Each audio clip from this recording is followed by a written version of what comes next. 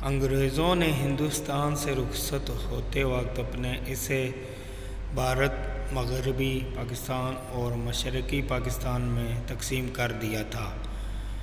بڑی افراتفری کا عالم تھا، قتل عام ہو رہا تھا۔ میں اپنے بوڑھے ماں باپ کے ہمراہ ایک سڑک سے گزر رہا تھا کہ کسی نے اچانک حملہ کر کے میرے ماں باپ کو شہید کر دیا۔ اس وقت میری عمر 10-11 سال تھی۔ میں گھبرا کر ایک جھاڑی کے نیچے چھپ گیا۔ اچانک کسی نے میرے کندھے پر ہاتھ رکھا۔ پہلے تو میں سمجھا کہ وہ وحشی واپس آ گئے ہیں، مگر وہ 2 میاں بیوی تھے۔ انہوں نے انسانیت کا ثبوت دیا اور مجھے اپنے گھر لے گئے۔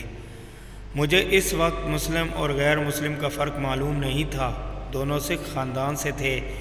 گھر لا کر سردار جی اور ان کی بیوی نے مجھے پیار سے کھانا کھلایا۔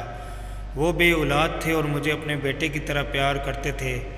جب حالات بہتر ہوئے تو مجھے اسکول میں داخل کروا دیا گیا۔ میں 4 سال تک وہیں رہا۔ مجھے پاکستان جانے کا بہت شوق تھا۔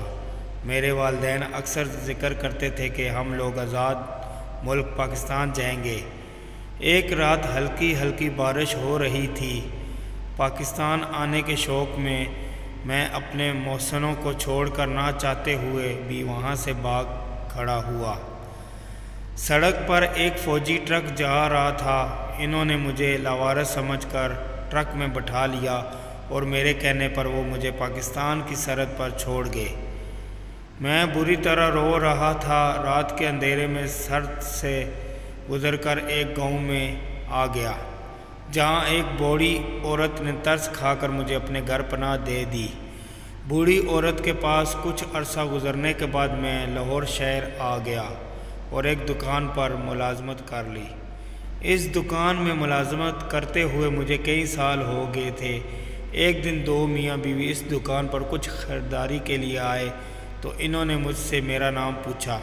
مجھے اپنا نام خود معلوم نہیں تھا۔ میرے اصل والدین مجھے نوشا کہہ کر پکارتے تھے، شاید پورا نام نوشاد ہو۔ جب میں سکھ خاندان میں آیا تو وہ پالا جی کہنے لگے۔ میں سوچ میں پڑ گیا اور میں نے اپنا اصلی نام نوشا بتایا۔ بوڑھی عورت مجھے غور سے دیکھ رہی تھی۔ اس نے اپنے میاں کے کان میں کچھ کہا۔ ایسا معلوم ہوتا تھا کہ وہ مجھے پہچاننے کی کوشش کر رہے تھے، مگر میں انہیں پہچان نہیں پا رہا تھا۔ آخر بوڑھی عورت نے کہا، تم بالا جی تو نہیں ہو؟ میں بالا جی کا نام سن کر ڈر گیا۔ انہوں نے میرے چہرے کا رنگ دیکھا تو کہا، بیٹا گھبراؤ نہیں، تم ہمارے بیٹوں کی طرح ہو۔ یہ کہہ کر بوڑھی خواتین نے میرے سر پر ہاتھ پھیرا۔ ان کے شوہر نے بھی گلے لگا لیا اور بہت دیر تک پیار کرتے رہے۔ انہوں نے بتایا کہ جب تم چھوٹے تھے اور اپنے والدین کے قریب بیٹھے رو رہے تھے تب ہم ہی تمہیں اپنے گھر لے گئے تھے، مگر تم پاکستان آنے کے لیے بے قرار تھے۔ پھر تو میں بھی ان سے چمٹ گیا۔ دونوں میاں بیوی نے بتلایا، تمہارے جانے کے کچھ عرصے بعد ہم نے بھی پاکستان آنے کا فیصلہ کر لیا۔ ہم اپنا ذاتی مکان فروخت کر کے پاکستان آ گئے۔ اللہ کا شکر ہے کہ آج تم ہمیں مل گئے۔ یہاں آ کر ہم نے اسلام قبول کر لیا۔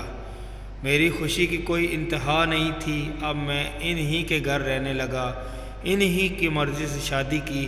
میں نے ان سے درخواست کی تھی کہ وہ اس بات کا علم کسی کو نہ ہونے دیں کہ وہ میرے اصلی ماں باپ نہیں ہیں۔ انہوں نے مجھے ہمیشہ اپنی اولاد کی طرح رکھا اور مرتے دم تک اپنا بیٹا ہی کہتے رہے۔ میں ان کے احسانات کو کبھی بھی بھلا نہیں سکتا۔ بچے بڑے ہو گئے۔ آخر ایک دن میں نے اپنے بچوں کو حقیقت بتا دی کہ تمہارے دادا دادی سگے نہیں تھے۔ بچے حیران ہو کر دیر تک انہیں سلام میں عقیدت پیش کرتے رہے۔